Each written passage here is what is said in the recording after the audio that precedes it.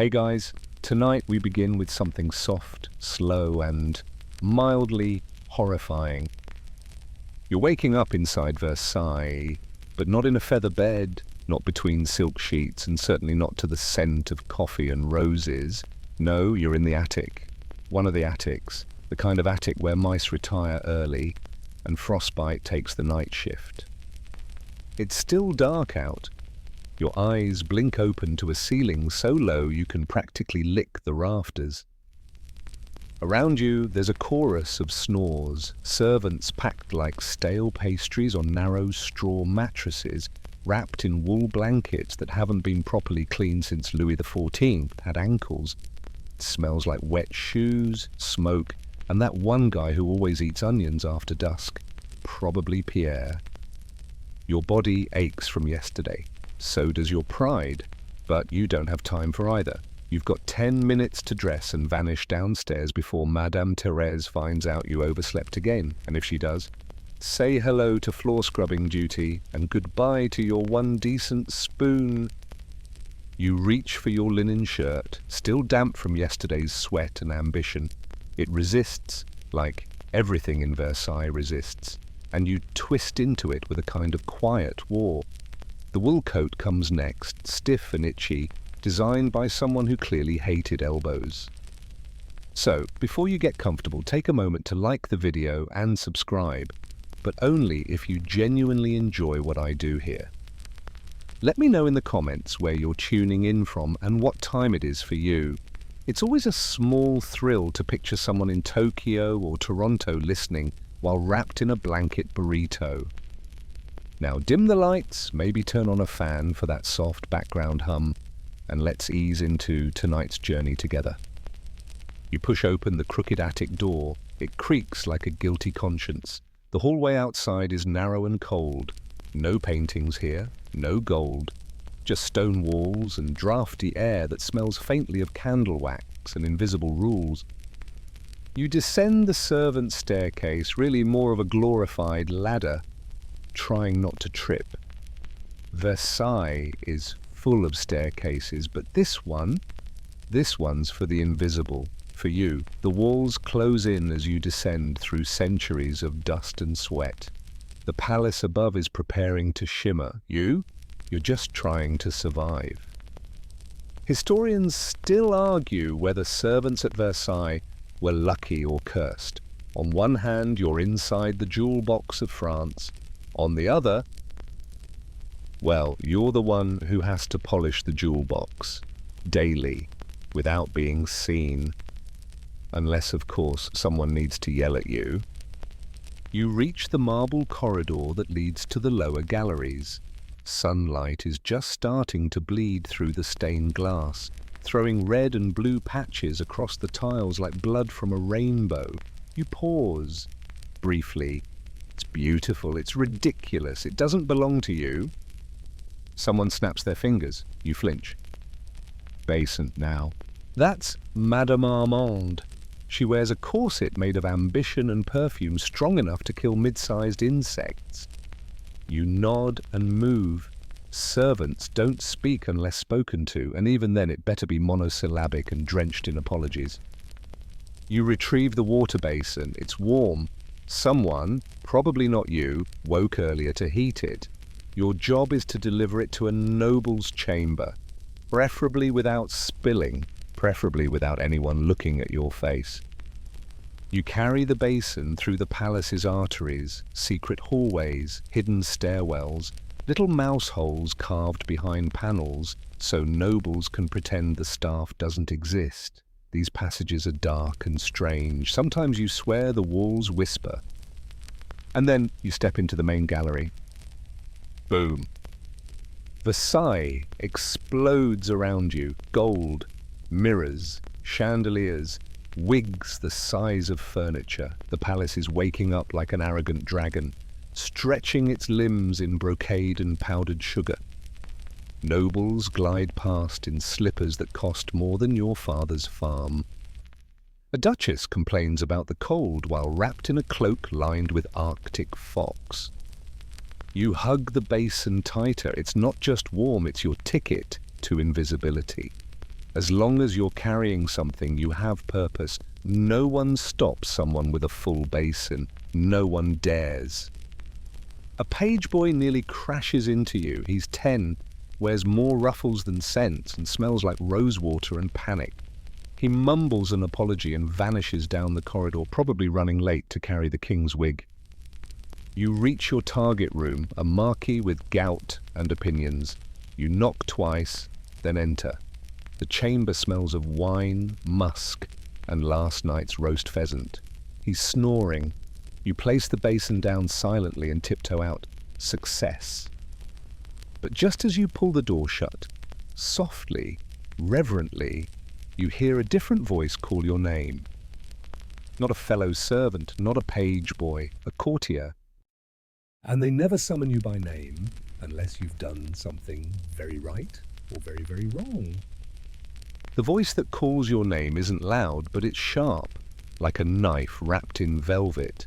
You freeze mid-step, one hand still on the gilded doorknob behind you. No one says your name at Versailles, not out loud, not unless you're in trouble, or worse, about to become useful. You turn, slowly, trying to look like a human being and not a startled broom. The man, approaching, wears a powdered wig so high it casts its own shadow, and his waistcoat is embroidered with enough pearls to ransom a province. He doesn't smile. Nobles at Versailles don't smile unless they're losing a duel or winning a rumour. "You, the Marquis's valet," he says, "even though you're very much not that." You open your mouth to correct him, then wisely close it. He waves a hand like he's brushing away a fly, or dismissing your entire existence. "You'll assist me. The Duke needs dressing." Of course he does. The Duke of Versailles is famous for two things: wearing 14 layers of clothing and absolutely refusing to touch any of them.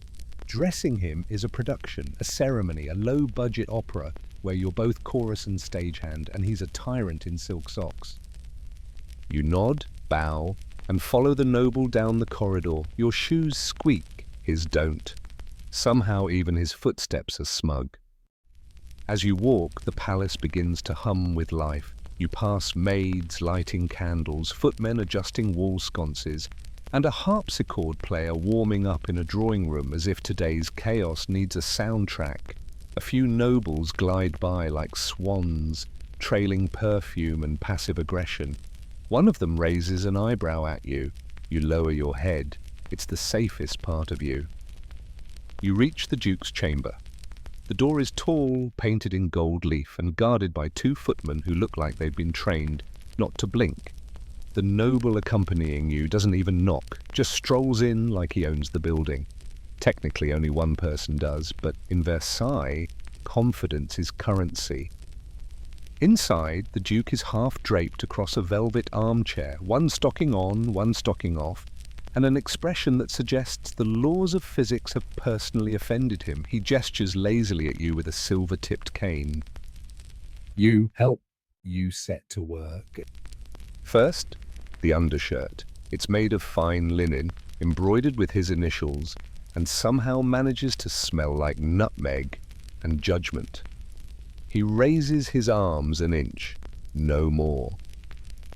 You maneuver the fabric like you're dressing a sleeping bear. Next comes the waistcoat. It's stiff with embroidery and stiffened by ego. You button it slowly, making sure each pearl is aligned. His manservant glares from the corner, but says nothing, probably relieved it's not his turn. Historians still argue whether Versailles' elaborate dressing rituals were born from vanity or control. Some say it reinforced social hierarchy. Others say it was simply absurd. You, right now, would say it's a form of performance art, with mild psychological trauma as a bonus. The Duke sneezes, you freeze. A sneeze can derail everything. Fetch the powder, he grumbles. You do. It's a small porcelain jar filled with rice flour and crushed lavender. You dab it onto his forehead, cheeks, and wig line. He blinks slowly like a cat, deciding whether to claw you. Not too much, he says. I'm not a pastry. You resist the urge to agree. And then, the breeches. The cursed breeches, tight as sin and just as unforgiving.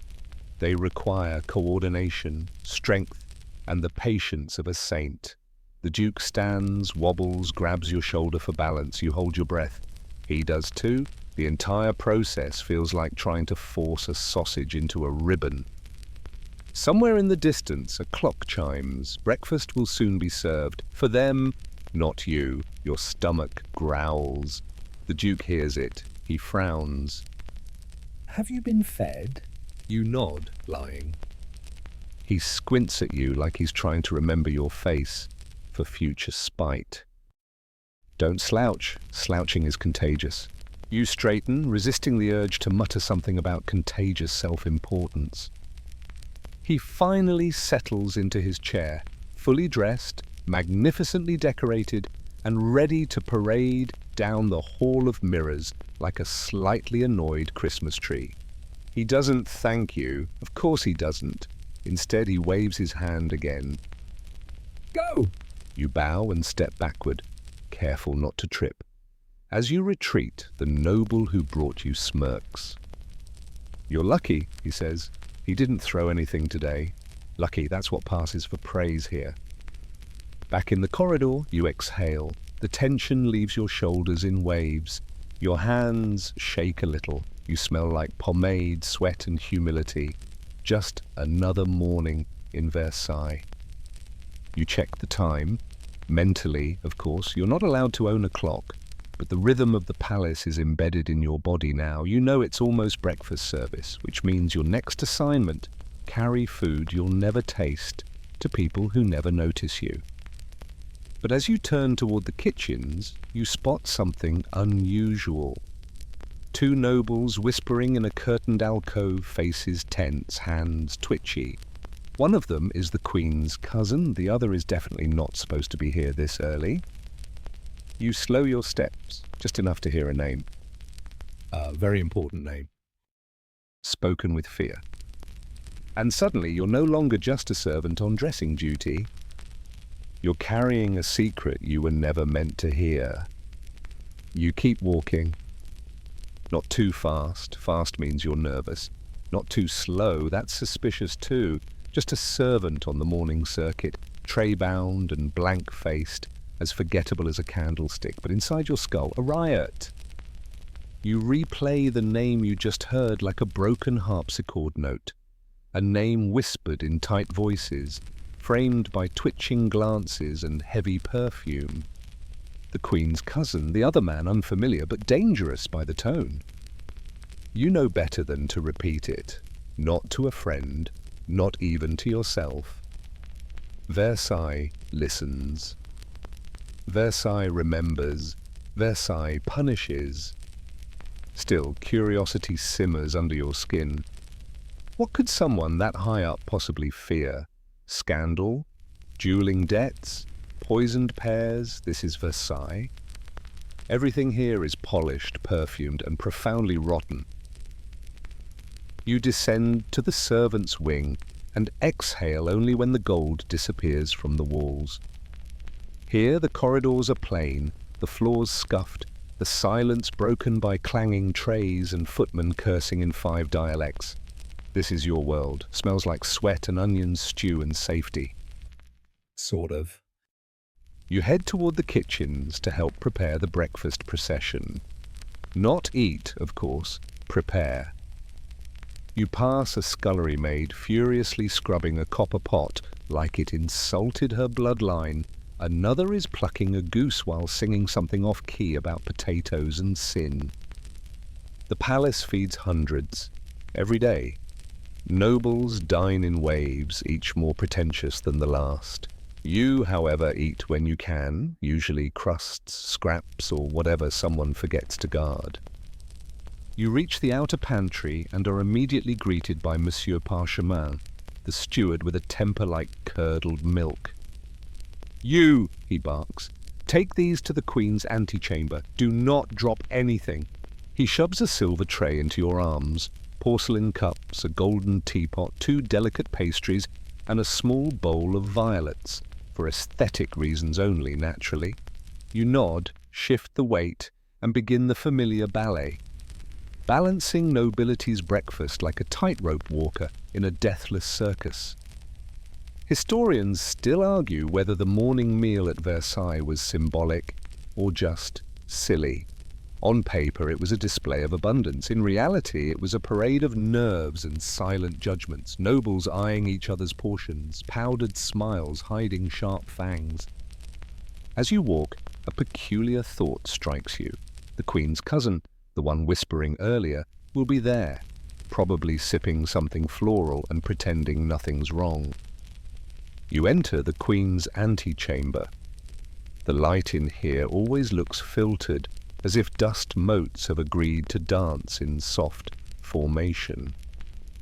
The women of the court are already arriving, feathers bobbing, fans fluttering, lips painted in the shade of quiet envy.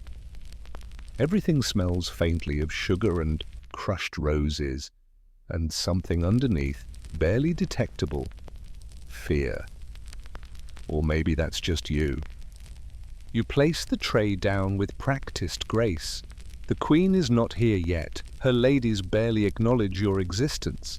One glances at you briefly as if checking for fleas. You step back, blend into the velvet shadows and listen. Oh, she looked radiant, one says, but the necklace was vulgar, too many diamonds. The diamonds weren't the issue, another replies. It's the neckline. You could see her clavicle, like a milkmaid. They all titter. You pretend not to hear. But then, there he is. The cousin.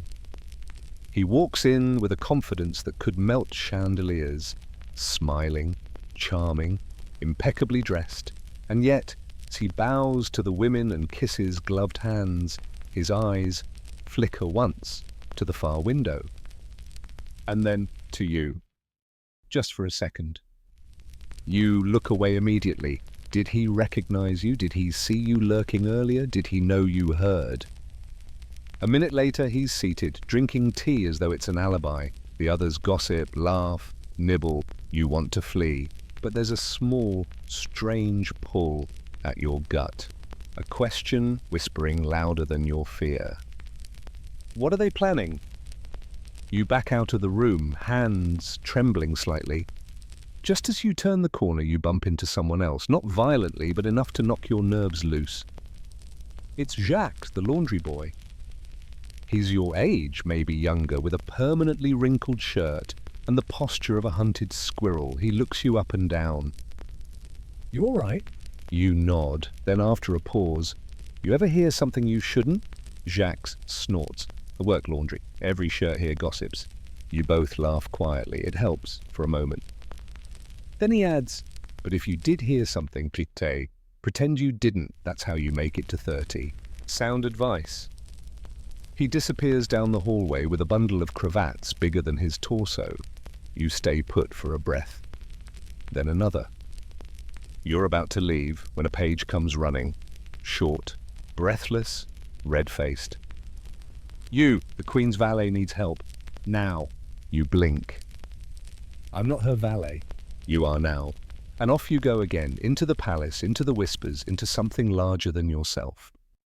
You don't know it yet, but helping the Queen's valet will lead you straight into the heart of the conspiracy. The page doesn't wait. He's already halfway down the corridor, so you run, well, walk briskly. Running is for emergencies, and servants who run attract attention. And attention at Versailles is like arsenic in the wine, beautiful, slow, and absolutely fatal.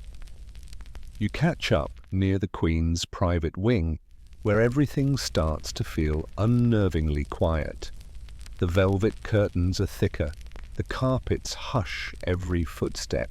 It's like stepping into someone's diary, and not the cheerful kind. Here, gossip is currency, but silence is survival.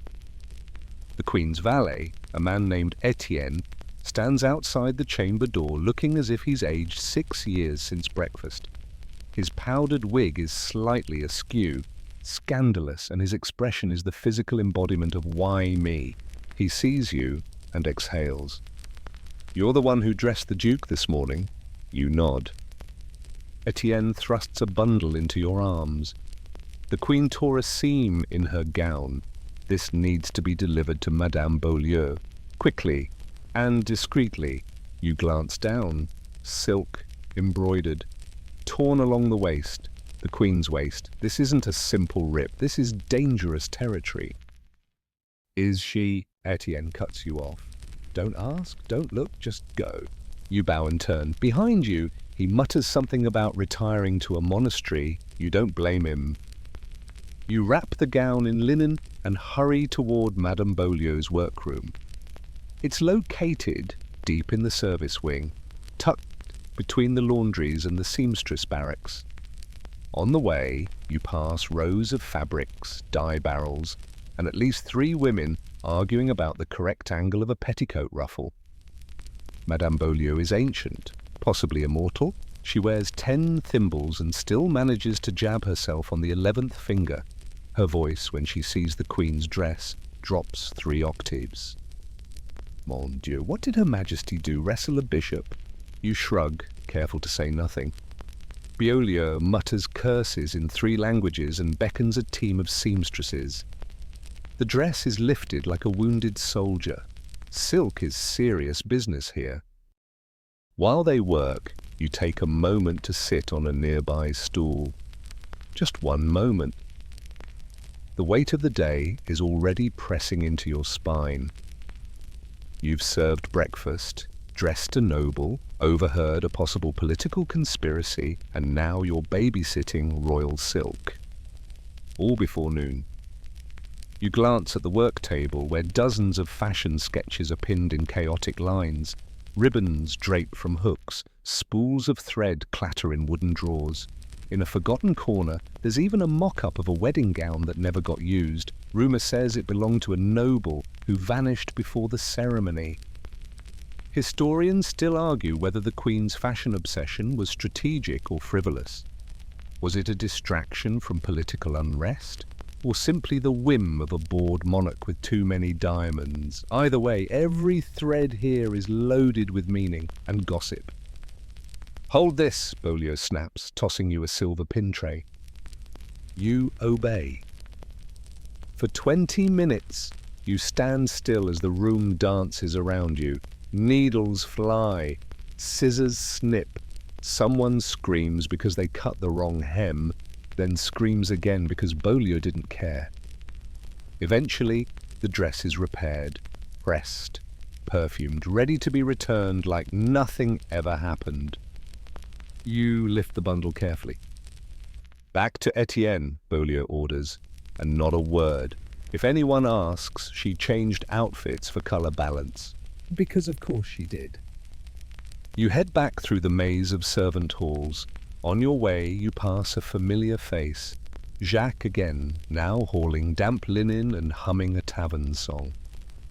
"Still breathing?" he asks. Barely. He grins. "Try not to end up in the moat." Solid advice. Back at the Queen's chamber, Etienne opens the door just a crack and snatches the bundle like it contains national secrets. "She's in a mood," he whispers. "If she asks who repaired it, say angels or ducks, just not me." You're about to leave when you notice something strange, a crumpled note on the floor, half tucked beneath the chamber's curtain. You hesitate, pick it up. It's sealed, but poorly. Someone dropped it in a rush. No name, just a symbol, a lily crossed with a dagger. You've seen that before, not in person, in the servant rumours, the emblem of the Velvet Circle, an underground group said to deal in secrets, blackmail, and court manipulation. Most think it's a myth. You're no longer sure. You slip the note into your coat, for now. As you retreat down the hallway, heart pounding, you wonder, what does the Queen's ruined gown, a whispered name, and a forgotten letter all have in common? You're not sure yet, but you're going to find out. Even if it kills you. The note burns in your pocket. Not literally, of course, though in Versailles, nothing would surprise you, but it feels hot, like you've tucked a firebrand under your coat. Every step echoes with paranoia. Every glance you catch from another servant feels a little too long, a little too knowing. You make your way through the corridor slowly, trying not to look like someone with treason folded against their ribs. Should you open it? Of course not. So naturally you do. You duck into one of the unused linen closets, dark, cramped, full of the scent of lavender and mildew, and break the weak seal with trembling fingers. The parchment is creased, stained faintly at the corner with something that looks like wine, or blood, or both. Why not both? You unfold it. The lily has wilted. We move at midnight. Use the east gallery. No mistakes this time. That's it. No names, no locations, just menace, written in flawless handwriting. You swallow. Historians still argue whether the secret societies at Versailles were exaggerated by pamphlets or quietly real. Some claim they were inventions of bored nobles with too much wine and too little responsibility. Others insist they were very real and very effective. The Velvet Circle is one of the oldest rumors. You'd always thought it was a ghost story for junior valets. Apparently not. A sharp knock jolts you. You shove the note deep into your coat lining, curse your curiosity, and open the door.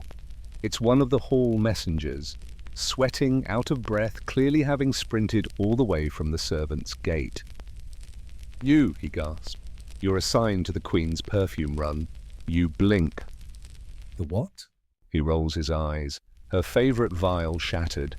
You need to fetch more from Madame Tallien, South Wing, now. Of course, because today wasn't ridiculous enough already.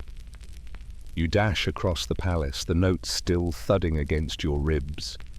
Through the marble halls, past columns carved with triumph and tragedy, into the South Wing where the air grows thick with scent even before you arrive.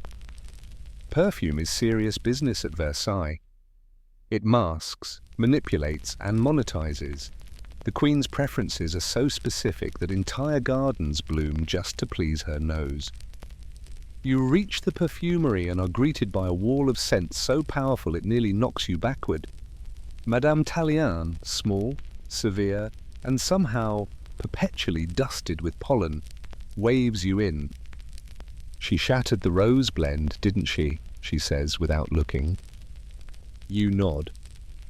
Tallien doesn't need confirmation. She's already assembling vials, each one stoppered with carved glass and labelled in a language no one speaks anymore. You catch glimpses of handwritten notes. For melancholy. To enhance whispers. Disguises blood. You're not sure if that last one is metaphorical. She hands you a replacement vial, deep red, wax-sealed, and warm to the touch. You didn't see this, she murmurs, and don't let it get too close to flame. You don't ask. You're starting to learn. As you retrace your steps, the palace feels different, sharper, like the walls are watching. You pass the Hall of Mirrors, where early sun glints off 357 glass panels. A noble woman glides past, her skirts wide enough to require their own postal code. She looks at you like you're a smudge. But you notice something strange. Two men dressed as servants, but standing very still near the gallery entrance. Too still. One of them has the same lily and dagger sigil embroidered tiny on his cuff. Tiny on. You walk faster. Back at the Queen's chamber, Etienne snatches the perfume, mutters thanks, and disappears.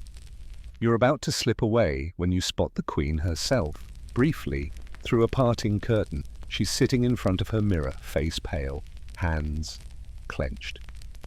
Something's wrong, deeply wrong. And you, idiot that you are now involved. You need to tell someone. But who? Nobles won't believe you.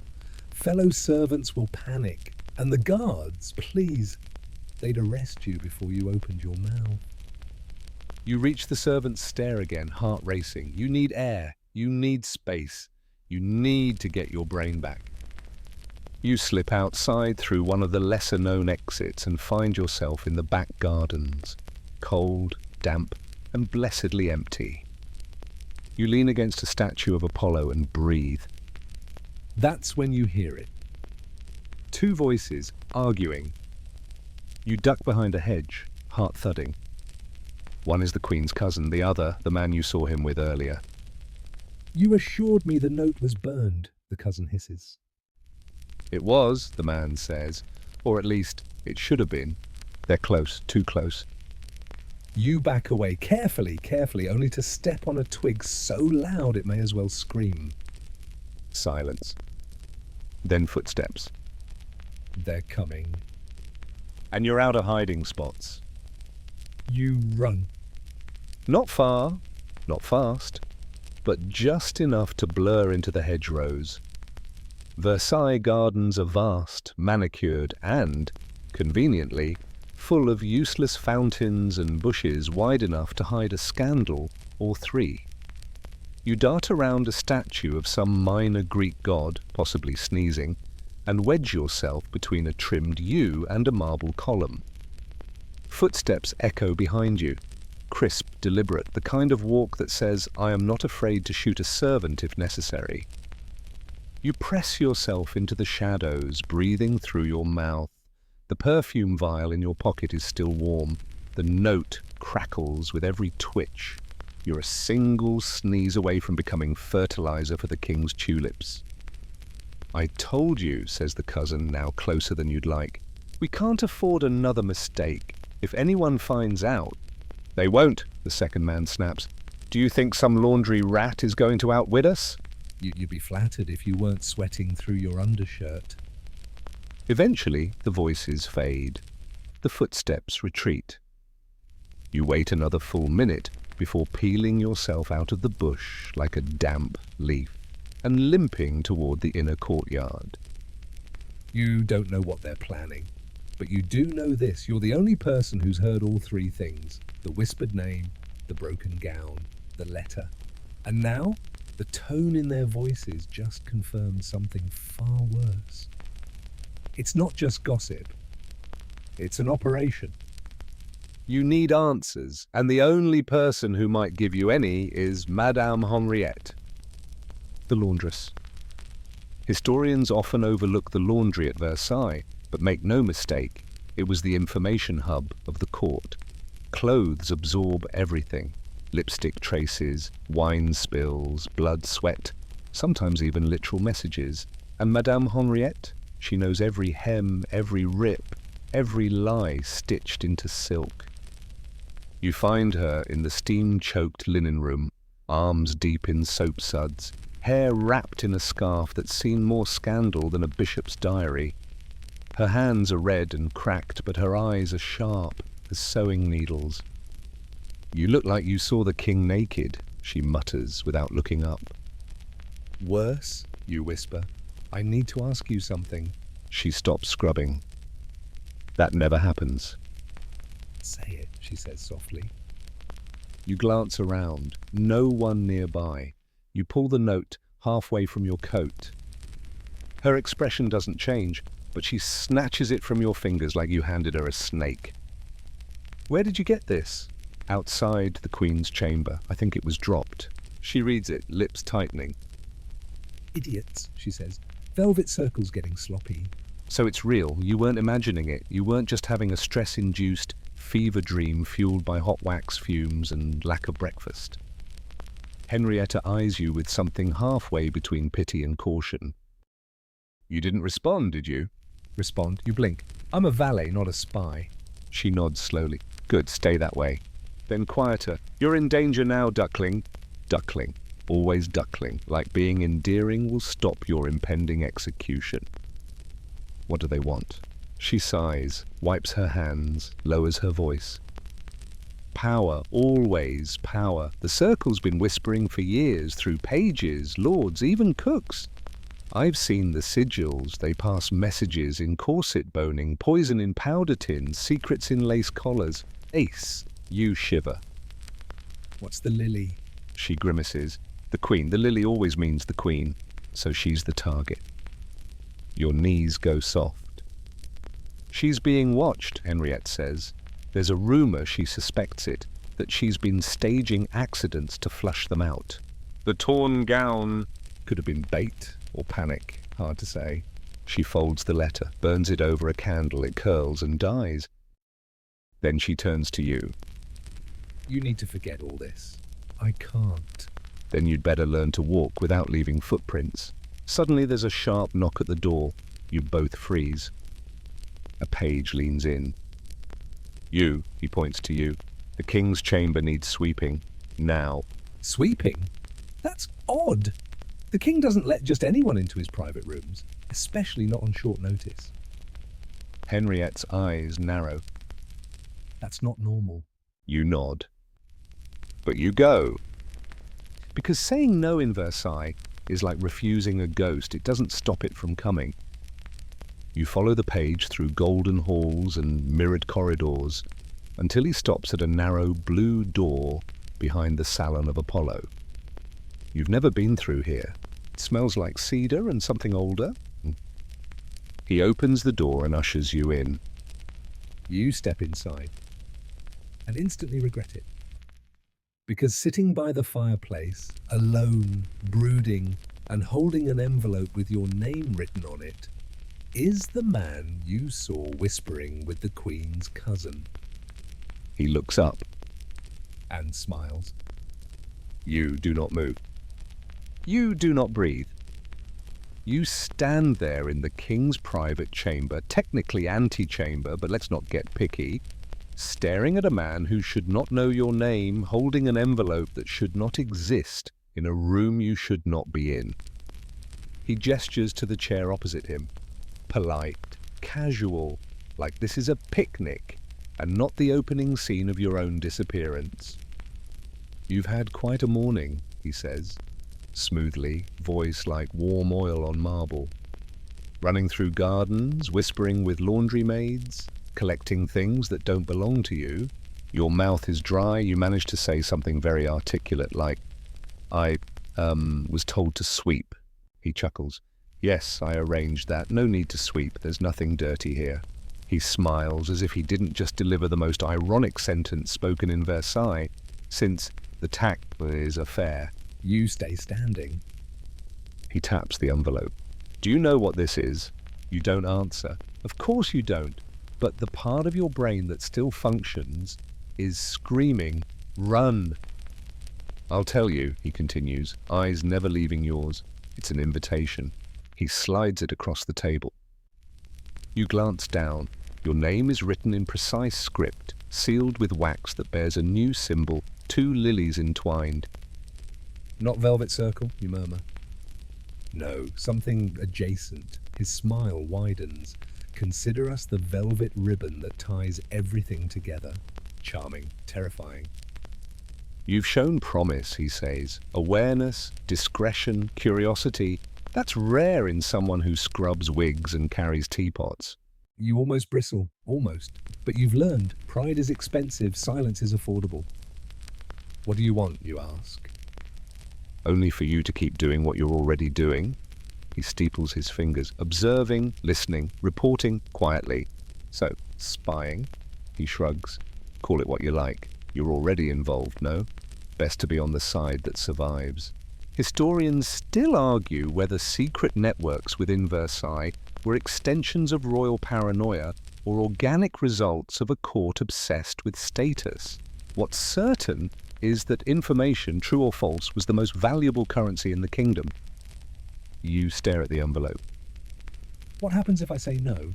He blinks, almost surprised. No one says no. That's not an answer. He leans forward slightly. The fireplace crackles. If you say no, then we forget you. And you forget everything. And forgetting in this palace can be permanent. There it is. The velvet threat. You look at the envelope again. It's light, harmless, like every bad decision you've ever made. You take it. Not open it, just take it. He nods approvingly, then stands. We'll be in touch. And just like that, he's gone.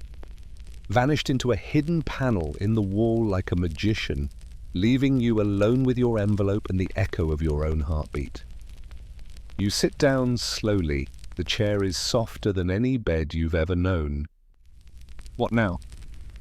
The door creaks open again, not the panel, the actual door. A guard pokes his head in, surprised to see you. Are you done here? You blink. Yes, you say, just finishing up. The guard nods and leaves.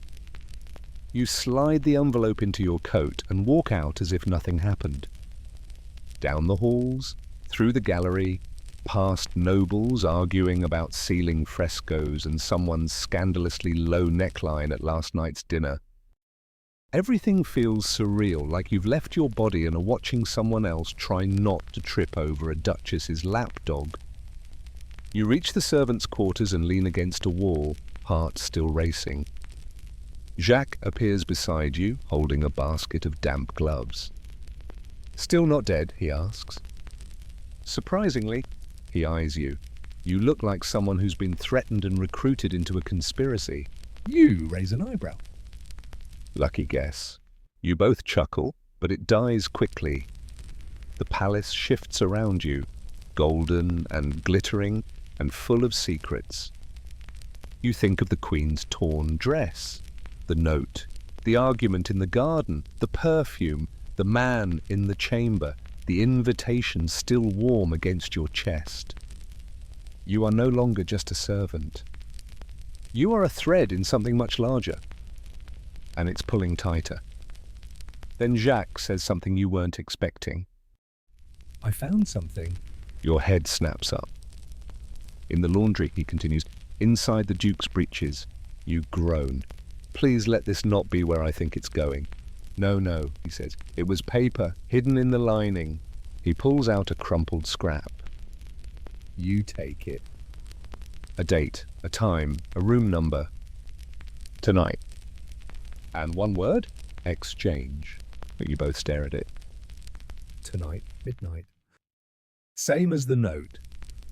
The velvet noose is tightening, and you're at the center of it. Midnight. You keep seeing the word everywhere now, scrawled on scraps, whispered in corridors, stitched possibly into the frilly hem of danger itself. The palace may glitter by candlelight, but under the surface it's rotting with secrets, and you, lucky duckling, are about to waddle into the swamp. You and Jacques sit hunched over the scrap of fabric on an overturned crate in the laundry room, the hum of boiling water and starch bubbling behind you like background noise in a slow descent into madness. Do you think it's money? Jacques whispers. Or documents? Or, I don't know, a wig full of diamonds? You shake your head. If it's happening at midnight, it's not legal. Or if it is, it shouldn't be. Historians still argue whether Versailles was a monument to royal grace or the most beautiful crime scene in France. Secret meetings, coded language, affairs, disguised as poetry readings. It wasn't just a palace, it was a theatre with excellent lighting and terrible morals. The time on the note ticks in your head like a carriage clock wrapped in anxiety. You have a decision to make. Ignore it and pretend none of this happened? Go back to polishing sconces and avoiding eye contact with powdered nobles? Or attend? Sneak into the room, watch the exchange, learn what's really going on. You already know which one you'll pick. You're too far in now. You've smelled the Queen's perfume and held a note marked for conspiracy. You've been handed an envelope with your name on it by a man who disappears through walls. So you make a plan. Jacques offers to stand watch.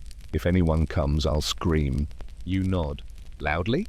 Louder than the time I dropped the Duke's corset in front of the ambassador from Spain. Effective. The room in question is 217B, located in a forgotten corner of the East Wing, past the tapestry repair hall and the chamber where failed paintings are quietly sentenced to oblivion. No one uses it anymore. That's what makes it perfect. You spend the next few hours pretending to be useful. Folding linens, carrying trays, smiling at courtiers with just the right amount of deadness in your eyes. normal stuff. All while your brain recites coordinates like a prayer. Room 217B, midnight exchange. You steal away around 11:30, through servant passages, past darkened drawing rooms, past portraits of ancestors judging you from every frame. You reach the door.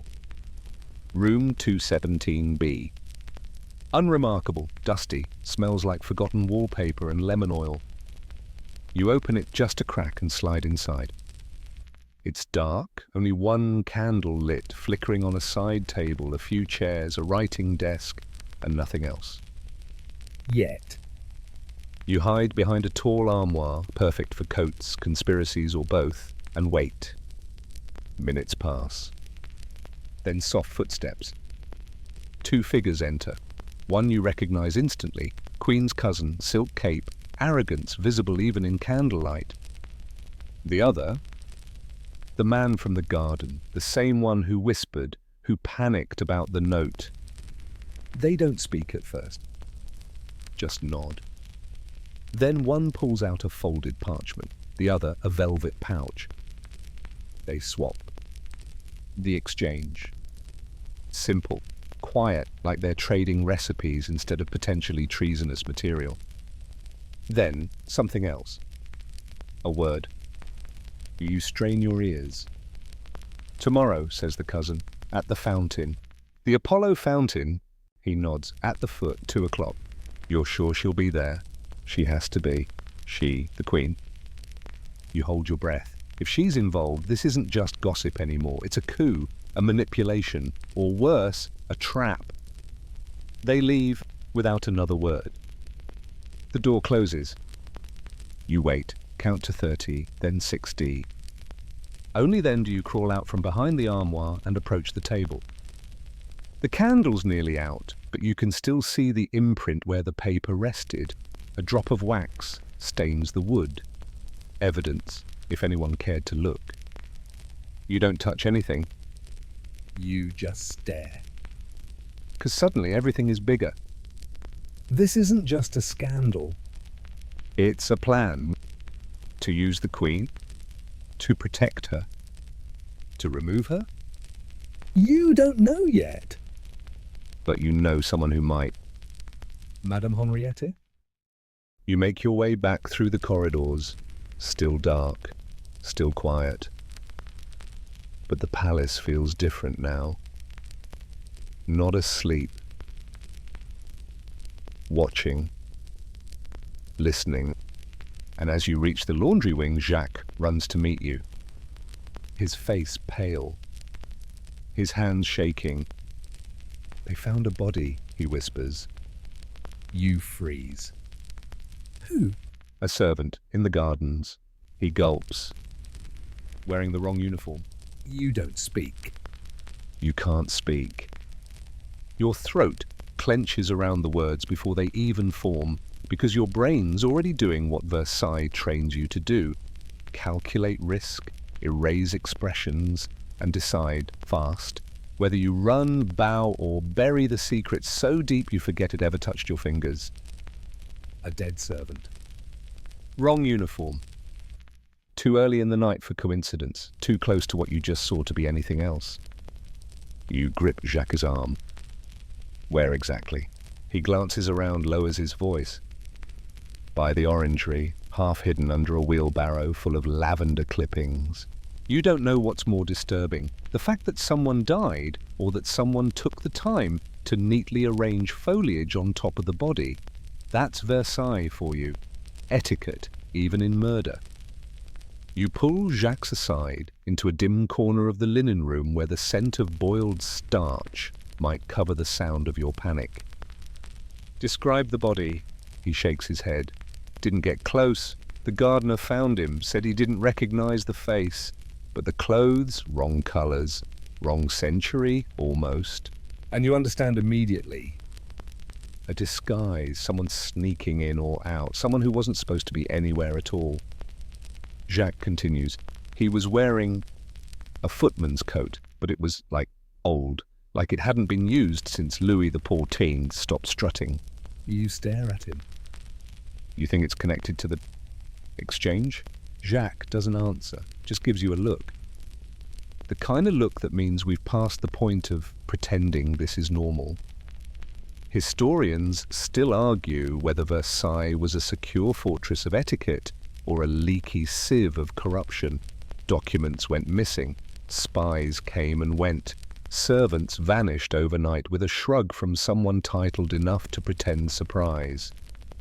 You decide again you need Henriette.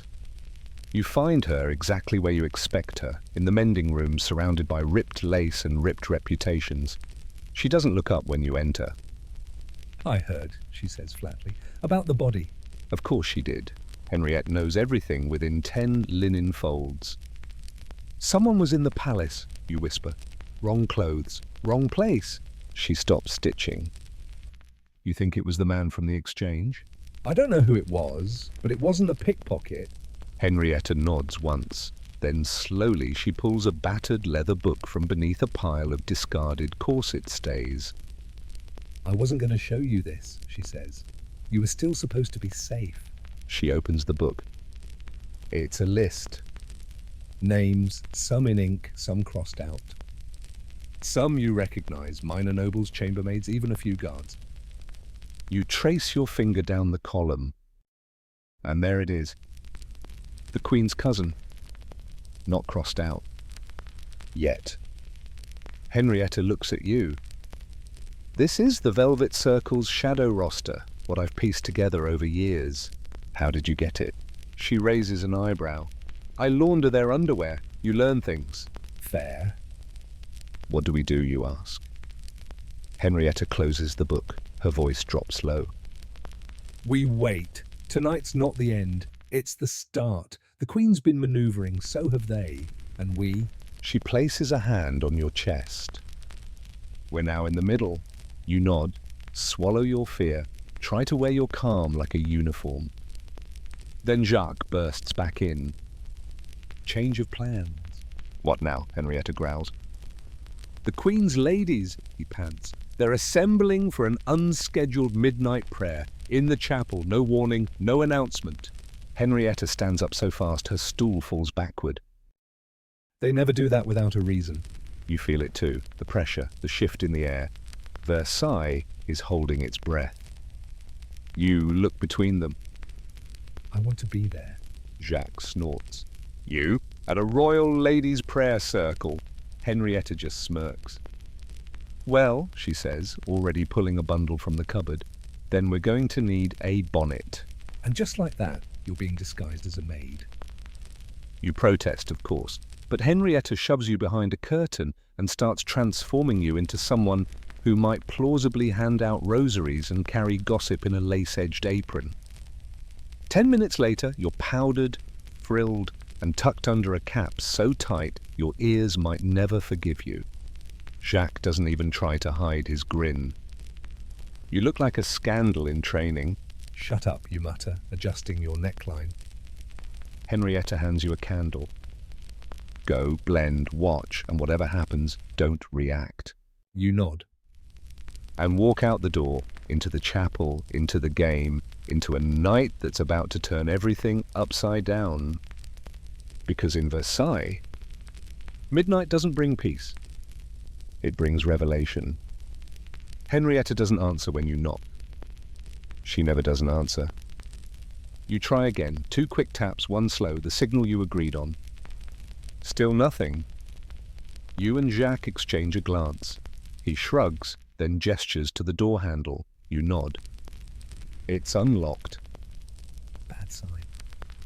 You push open the door to the mending room slowly, as if the air itself might shatter. The room is dim, no candles lit, no fire in the brazier. The only light spills in through a crack in the shutters, casting pale stripes across bolts of fabric and half-mended petticoats. But no Henrietta. What is there on her work table is worse than nothing. A single thimble. And a torn piece of ribbon, the edges burned. Twisted lily embroidery. Of course. Is this a message? Jacques whispers. You nod. And a threat. Henrietta is too careful to be caught off guard. If she's gone, she either ran or was taken. Neither option makes you feel better. You search the room quietly, desperately. Beneath the pile of linen scraps, Jacques finds a hidden drawer.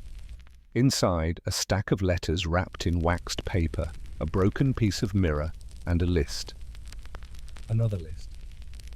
Names again. Most crossed out. One not. Yours. You sit back slowly, the weight of it knocking the breath from your lungs. They knew she was helping, Jacques says. They marked her. Historians still argue how many underground networks pulsed beneath Versailles, how many resistance cells, spy circles, or silent alliances tried to hold back the rot from beneath the silk. But if there's one thing they agree on, it's this: those who knew too much disappeared. And now Henriette's missing. You stare at the list. Next to your name is a date. Today. A time. 2 o'clock. You check the light through the shutter. You have half an hour. You don't know if it's a warning, an appointment, or an expiration date. We need to move, you say. To where? You think quickly. The map room is out, too exposed. The chapel, too watched. Then it hits you. The Hall of Mirrors. There's an unused corridor behind the West Gallery. Servant passage. Hardly anyone remembers it. Jacques nods. Perfect for watching or hiding. You grab the letter stack, shove it into your coat, and race through the back halls with the desperate speed of someone who's almost run out of places to be invisible. You reach the passage just in time.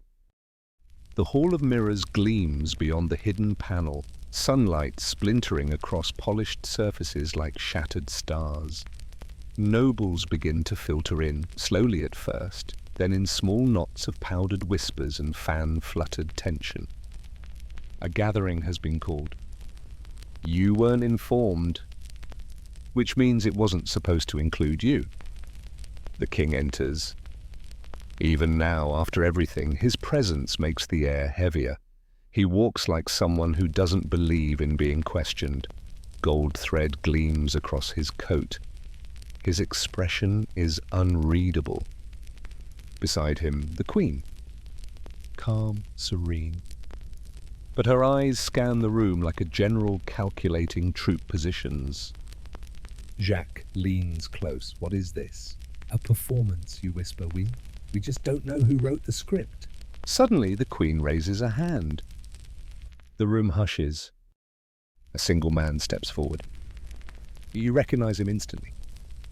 Velvet circle, the envelope passer, the man who sat in the back of the chapel like a shadow, pretending to be a ghost.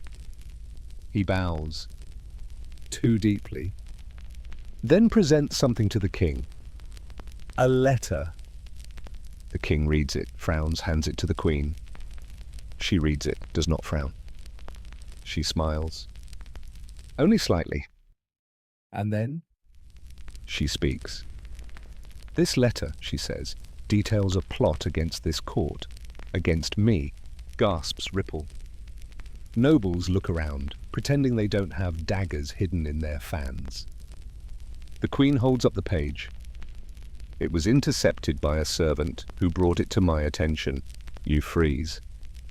She's not going to say your name. Please don't say your name. But she doesn't. She folds the letter, nods to the king, and says, "The court will handle this matter internally. For now, let us return to our duties." The king simply says, "See to it." The man who delivered the letter looks pale. Like he knows he just handed the queen a rope and didn't check which end he was holding. As the court disperses, the queen turns slightly. Looks toward your hidden panel. Just for a second. Just enough. She knew you were watching, and she let you see it. You exhale. Jacques leans back. I don't know what that was. You do. It was a warning. To the velvet circle. To the court. And maybe to you, because the queen just won her round. But the game? It's still on. You leave the passage before the walls remember you were there. On the way out, a maid brushes past you and slips a folded note into your hand without stopping. You wait until you're in the linen closet to open it. 4 words. No signature? Just, Henriette is still alive. You stare at the note. Reread it. Then again. Not because you didn't understand it the first time, but because your brain is trying to make sure it's real. Not a hallucination cooked up by nerves or one of Versailles' many emotional booby traps. Henriette, still alive. You fold the paper quickly and hide it deep in your coat. Jacques is watching your face like it's a weather forecast. she's alive, you whisper. His eyes go wide. What? Who told you that? You hold up the note. Anonymous, of course. Could be bait. You nod. Could also be the only real thread we've got. Historians still argue whether anonymous messages in Versailles were mostly romantic, political or homicidal. The correct answer is yes. We follow it, you say. Well, we have to, but carefully. He sighs. What else is new? You spend the next hour in preparation, not for a mission, but for invisibility. Changing coats, swapping shoes, smudging your face just enough to downgrade your status from servant to shadow. The note doesn't give a location, but it was slipped to you inside the palace, which means whoever wrote it knew where you'd be, what you'd seen, and what you'd do next. That narrows the possibilities to about 100 paranoid, over-perfumed suspects. Then Jacques has a thought. The chapel. You glance at him. Someone placed the first note there, he says. Someone burned something under the altar. What if that's their drop site? You pause. It's not the worst theory. And better yet, it's quiet. The chapel, by late afternoon, is usually empty. The noble ladies have retired to tea and venom. The priests are sleeping off breakfast wine. You nod. You head there together, splitting up as you approach the main entrance. He takes the back. You slip in through a narrow passage used mostly by incense carriers and guilty pages. The chapel is dim, still. And there, by the altar, something catches your eye. A shoe. Just one. Small, scuffed, a woman's. Hidden behind the statue of St. Agnes like a breadcrumb made of leather. You crouch. Lift it. Inside, tucked in the toe, is a scrap of paper. A drawing. Crude, childlike. It shows a door, a spiral staircase, and a pair of eyes drawn in blue ink. No words, no symbols. Just a set of familiar marks beside the door. Small carvings you've passed 100 times in the East Tower servant wing. Storage stairwell, you whisper. Jacques appears behind you. That's East Wing, right? You nod. If Henrietta's anywhere, she's there.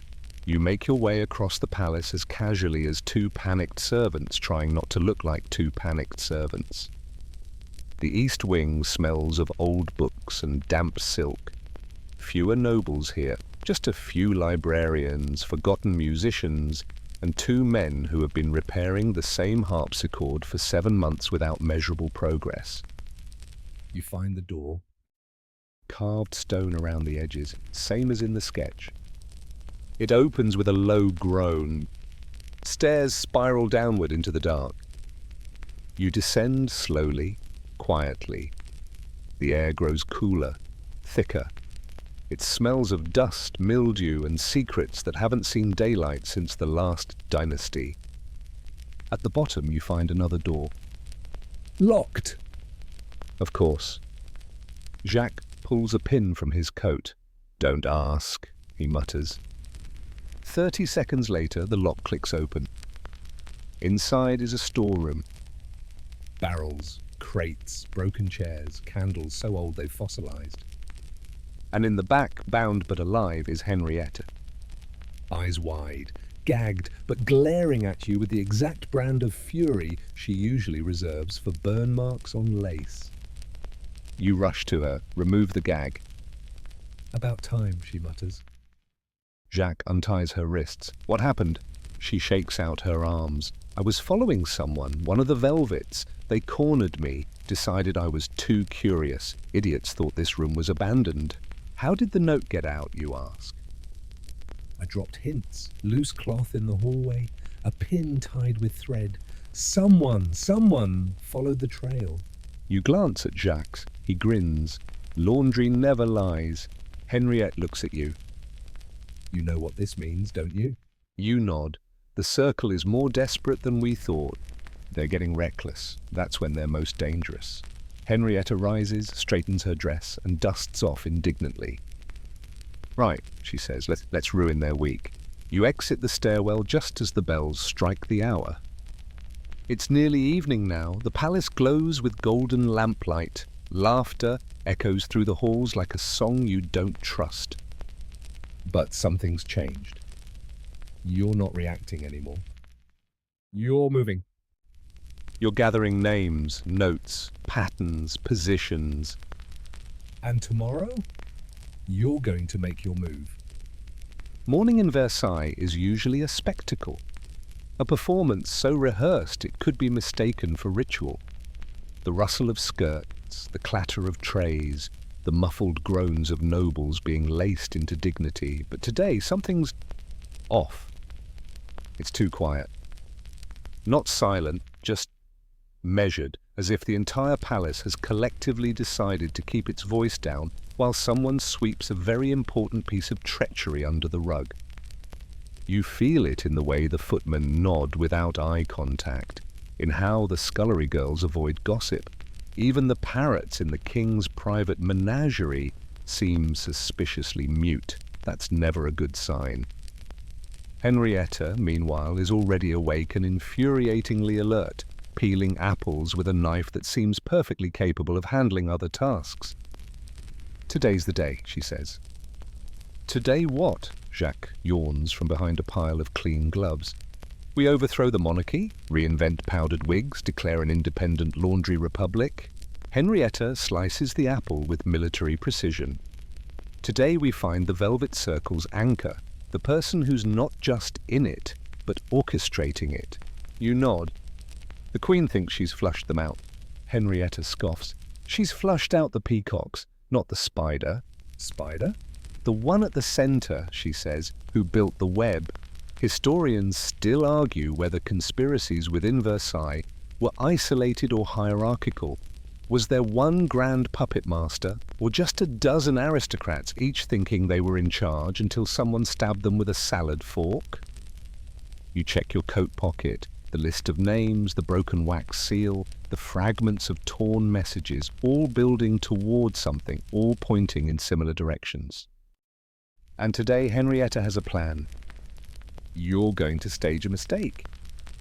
Nothing major, just a misdelivered letter, a little bit of paper placed in the wrong hands. The wrong hands. One of the nobles you suspect, Marquis de Pernon, a man who wears embroidered gilt and speaks only in insults, is about to receive a letter, the Queen's seal, real parchment, the contents a false report implicating another noble, one who's definitely innocent. The trap? The moment de Pernon reacts by confronting someone moving too quickly, sending a page, you'll know. Because only someone deep inside would know the letter is fake. And would act. So you prepare the letter, perfect in appearance, lethal in implication. Henrietta even adds a smudge of perfume from the Queen's own dressing table, just to really sell the lie. Jacques, grinning, offers to deliver it. No, you say, it has to be me. This is your web now too. You find de Pernon near the fountain court, arguing with a gardener about the emotional tone of the hedges. He doesn't even glance at you when you bow and offer the letter, until he sees the seal. His eyes narrow, his lips twitch into something between suspicion and poorly concealed glee. He takes the letter. Doesn't open it. Not yet. But you see it. The shift in his weight, the way he adjusts his cravat. He's already calculating. You melt away before he finishes reading. Then, wait. You and Henriette stake out a corridor window that overlooks the interior courtyard.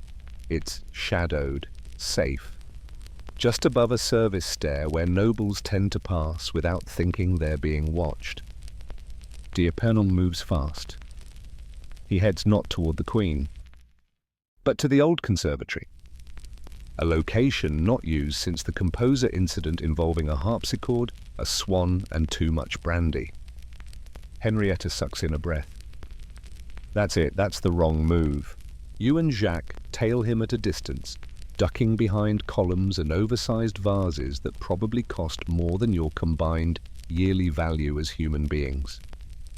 The conservatory is dim, quiet, and, on most maps, unimportant. He disappears inside. You wait, then follow. The doors creak. Inside, dust, ivy creeping through cracked windows, a forgotten harpsichord covered in a silk sheet. And D'Epernon. Meeting someone cloaked, hooded, too tall to be the Queen's cousin, too slender to be the usual suspects. Then they speak. And you know that voice. You know it. Madame Tallien. The perfumer. You remember the vial she gave you?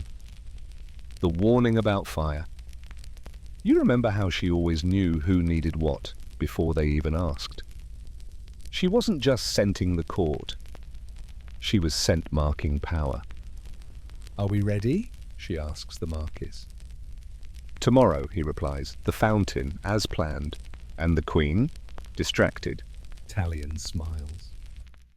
A shame, I liked her. You step back, gently, quietly, and almost make it out. Until the harpsichord shifts. Just a little. Just enough. A clang echoes in the silent room. They turn. You run. Out the door, down the corridor, through a hall of statues you've never liked. Jacques and Henriette already moving, shadows chasing behind. You make it back to the linen room, slam the door, bolt it. Henrietta breathes hard. They know. Jacques locks the second bolt. Do we run? No, you say, still catching your breath. We warn the Queen. Because Madame Tallien isn't just delivering perfumes. She's delivering orders. And the Queen is walking straight into an ambush at the fountain. The problem with warning the Queen is that there's no direct line. There's no bell you can ring marked emergency conspiracy, no pigeon trained to carry messages that read, Madame Tallien is secretly organizing a treasonous uprising and also possibly poisoned the violets. Instead, you do what every smart servant in Versailles does when the world is about to catch fire. You go find Etienne. Etienne, the Queen's valet, Her Majesty's human fire extinguisher, and the only man in the palace who knows how to fasten 28 buttons in under 30 seconds while dodging questions and powdered tantrums. You find him in the Queen's outer chamber, folding gloves like they insulted his family. Not now, he says automatically, eyes not leaving the silk. She's in danger, you blurt. He looks up. Slowly. From what, he asks. From who, you correct? Tallien, D'Epernon, the Velvet Circle. His face doesn't move, not a muscle. Then, walk.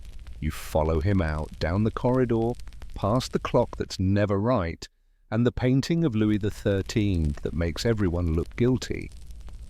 In a servant's alcove between two fireplaces, he finally stops. Start talking, he says. You do. The secret meeting, the exchange, the list, the man who should have been dead, the perfume, the fake letter, the trap, the conservatory, Tallien. When you finish, Etienne just stands there, eyes closed, face blank. Then he mutters, of course it's the perfumer. Why would she... She was turned, he says. During the Queen's first year here, they offered her position, protection. She accepted, spied ever since. And now? She's escalating. If they're meeting openly, the circle is preparing to act. He exhales. The Queen knows parts of this, not all. We suspected D'Epernon, but not her. You nod. The ambush is at the Apollo Fountain tomorrow, 2 o'clock. He's already moving. Then we'll be there first. You follow him back toward the Queen's chambers, but just before he steps inside, he turns. You've done well, he says. And then, strangely softly adds, you remind her of someone. You blink. Ooh, but he's already gone. The next day moves like a dream made of glass. Everything fragile, everything clear. Versailles is unusually calm. Nobles gather in the salons and gardens. Servants glide through their motions like dancers rehearsing steps they no longer question. The fountain courtyard is being prepared for a private viewing of some new sculpture installation. A farce, of course, a cover. There are fewer guards than normal, fewer officials. A vacuum waiting to be filled. Etienne organized the Queen's Walk. It's timed, measured, no sudden changes. You, Jacques, and Henriette move ahead of the procession, disguised as gardeners. Fake tools, real tension. 2 o'clock approaches. The Queen exits the palace in full view. Her dress is understated, her posture not. She knows she's bait. Behind her, a small group of ladies, 2 attendants, and Etienne. No soldiers, no fanfare. To the watching eye, it looks like a relaxed, impromptu stroll. But your eyes are on the shadows. And you see them. 3 figures. 2 behind the fountain, 1 to the left near the statue of Apollo raising his lyre like he'd just discovered punk rock. They move when the Queen approaches. You don't wait. You yell. Jacques tackles 1 to the ground. Henrietta throws her rake, which is impressive and terrifying. You lunge at the 3rd, knocking him off balance, and that's when you see her. Madame Tallien. She's standing at the edge of the garden, holding a fan that doesn't match her dress. Too long, too heavy. You dive just as she lifts it and see the glint of steel hidden inside. A blade, disguised as courtly nonsense. But she's not aiming for the Queen. She's aiming for Etienne. Because if you can't kill the crown, you kill the shield. You scream. Etienne turns. The blade arcs. But misses. The Queen's ladies scatter. Guards, real ones, finally pour in from the surrounding paths, blowing whistles, swords drawn. Tallien runs. You chase. Through the garden, past startled nobility, through a hedge so aggressively trimmed it nearly takes your sleeve off. She's fast. But Henriette is faster. She catches Tallien by the arm and slaps her so hard a pearl flies off her earring. Tallien falls. Is grabbed, dragged, disarmed. She says nothing, only looks at you with something that might be hate or admiration. The Queen arrives moments later, calm, composed. She surveys the scene, then turns to you. Well, she says, that could have been worse. Historians still argue whether this was the moment the Velvet Circle crumbled or simply melted back into the walls. But from that day forward, the Queen walked differently, not more cautiously, just aware. You're not thanked publicly. But that night a tray appears at your bunk. A silver tray. With actual food. Warm bread. Roast duck. A glass of wine. And a folded note. You did not save a queen, you saved a woman. M. You stare at the note long after the tray's been picked clean. Save the crust of bread you're saving out of habit and the quiet satisfaction that's too heavy to swallow. You read it again. You did not save a queen, you saved a woman. M. Simple, honest, unroyal in the best way. You fold it once, twice, and slide it into your coat's hidden seam, alongside all the other papers. Crumpled lists, coded maps, notes passed in chapel pews, and glove seams. And now, this. The only one that feels personal. The attic around you is quiet. Jacques is already snoring, mouth open, one leg tangled in his blanket like a man fighting polite demons in his sleep. Henriette took the straw cot near the stove, muttering about one warm night before I die of knowing too much. You lie awake, staring at the ceiling, wondering what comes next. Because the thing no one tells you about saving a life, let alone a monarch's, is that afterward, you're still here, still a servant, still invisible. Except now, everyone's pretending not to see you. The next morning confirms it. You step into the hall, and nobles part ever so slightly. Courtiers nod, not with warmth, this is Versailles after all, but with awareness, calculation. You are no longer an unnamed blur in the periphery, you are a variable. That's dangerous. And useful. At breakfast duty, the Duchesse de Laval actually says your name. Well, most of it. She pronounces it like a sneeze, but it counts. At mid-morning, you're summoned, gently, to the Royal Library. Etienne hands you a book and says, without looking up, place it on the third shelf, fourth alcove, second column. It's code, of course. Inside the book, where the pages have been carefully cut and hollowed, is a small scroll. You slip it out, replace the book, and keep walking. Back in the linen room, you unroll the scroll. It's not addressed to you. But it is meant for you. It's a report, a name, a location, a date. The Queen is moving again. Not away from danger. Toward it. She's going to unmask them, Henrietta says, reading over your shoulder. In public, tomorrow, at the opera. You gape. She's going to do what now? Invite the circle, Jacques adds, and announce that she knows.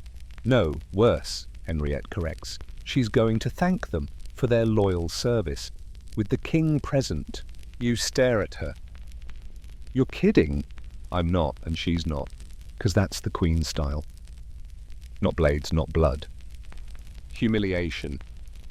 Expose them, praise them, and force them to clap. It's brilliant. And suicidal. She'll need protection, Jacques says. She has guards. She needs us. Henrietta nods. She's baiting the hook. We're the ones hiding behind the curtain with the net. That night you don't sleep. You tailor your coat to conceal more than just secrets. You re-dye your shoes, you sharpen a button. Don't ask how.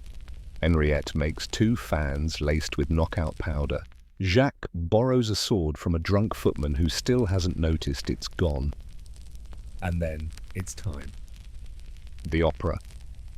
A riot of candlelight gold and people pretending to be animals, pretending to be people. The Queen enters halfway through the first act. The air shifts. She's dressed in blue, modest by her standards, but her eyes shine like she's already won. You, Henrietta, and Jacques take your places in the upper balcony, disguised as musicians on break.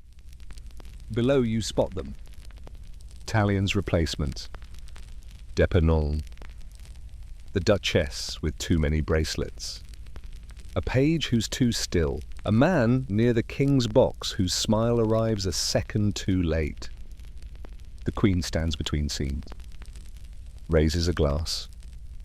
To those who work in shadow, she says, who watch, who serve, who whisper. The air tightens. She smiles. And who forget I hear everything. A ripple of panic. Too brief to register, too fast to control. But you catch it. So does the king. He leans slightly toward her, says nothing. Then claps. And so they all do. Forced. Jittery. Insincere. The Queen bows and sits. Nothing more. But everything's changed. The circle. Exposed. Their power acknowledged. And diffused. You slip out before the curtain falls. Versailles may never clap for you, but history somewhere might. Later, in the garden, you find another note waiting near the statue of Apollo. This was never about crowns. It was always about control. You helped me take it back. Thank you, Aya. M. Underneath the paper, a ring. Simple. Gold. Inscribed inside, Invisibilis sed vigilans. Unseen but watching. And you smile. Because you are still a servant, but no longer small. Now you can rest. The palace still hums in the distance, soft with the echoes of heels on marble, laughter behind velvet curtains, and the ever-present rustle of secrets sliding through halls like candle smoke. But your path through this golden labyrinth of masks and mirrors is complete. You've walked among whispers, touched treason with gloved hands, watched power peel away its perfume and show its fangs. You were no one, and then, without ever asking permission, you mattered. Let that settle into your chest. You, with your borrowed shoes and quiet steps, tilted the scales. Not with swords, but with silence. with observation, with presence. As you lie back now, wherever you are, wherever this story has followed you, let the soft echo of Versailles fade. The gilded ceilings dissolve into dusk. The murmur of courtiers becomes a low hush, like wind through linen drying in the sun. The scent of lavender, a wax, of stone after rain, all of it melts into something still and safe. You're not in danger anymore. The game played its hand.